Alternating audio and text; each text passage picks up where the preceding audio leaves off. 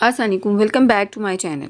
आज मैं आपके साथ शेयर करूंगी नरमीर सन ब्लॉक जो कि SPF 75 है, उसके ऊपर हम बात करेंगे। उसके बारे में मैं आपको रिव्यू दूंगी कि ये कैसा सन ब्लॉक है, किस तरीके से हमें बेनिफिट देता है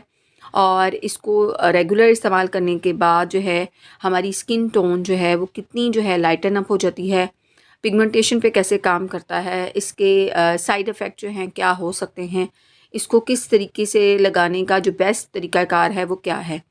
तो सबसे पहले अगर हम बात करें तो ये सन ब्लॉक है और इसके अंदर जो SPF है जो कि आपको प्रोटेक्शन देता है अगेंस्ट जो है अल्ट्रावायलेट A और अल्ट्रावायलेट B जो रेज़ हैं जो कि आपकी स्किन के लिए बहुत ज़्यादा हार्मफुल होती हैं, तो उसके ख़िलाफ़ जो है आपकी स्किन को जो है वो प्रोटेक्ट करता है।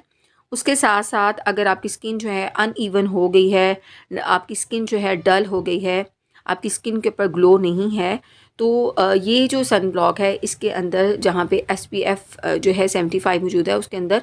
लाइटिंग एजेंट भी मौजूद है जो कि आपकी स्किन की डलनेस को जो है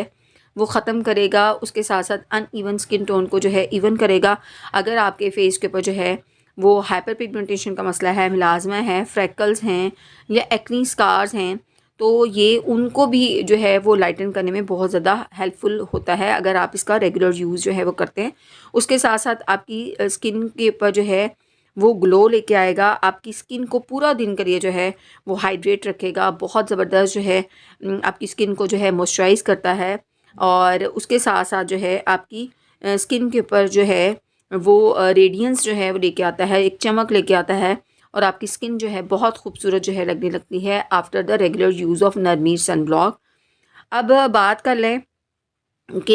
ये क्या एजिंग वाली स्किन के ऊपर काम करता है, तो जी हाँ, जिनके फेस के ऊपर रिंकल्स हैं या जिनको प्री मेच्योर एजिंग का मसला है, तो ये उन रिंकल्स को जो है वो कम करने में मदद करता है, आपकी एजिंग को जो है वो डिले करता है। और इसको लगाना किस तरीके से है कि आपने जो है जब आप बाहर जाएँ,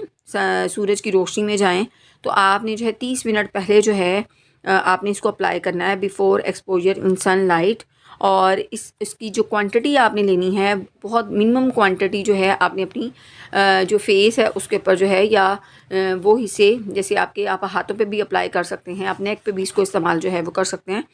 तो आपने 30 मिनट पहले जो है इसका इस्तेमाल जो है करना है। बहुत कम क्वांटिटी में आपने इसको पूरी स्किन के ऊपर जो है वो अप्लाई कर लेना है। अगर हम इसके साइड इफ़ेक्ट की बात करते हैं तो इसके साइड इफ़ेक्ट जो है बहुत कम देखने में आते हैं, लेकिन फिर भी इसके जो साइड इफ़ेक्ट हैं, अगर आपको इन साइड इफ़ेक्ट में से कोई साइड इफ़ेक्ट जो है वो सीवियर कंडीशन इख्तियार करता है, तो आपने फ़ौरन से पहले इसका इस्तेमाल जो है वो रोक देना है और अपने डर्माटोलॉजिस्ट जो है उससे मशवरा करना है।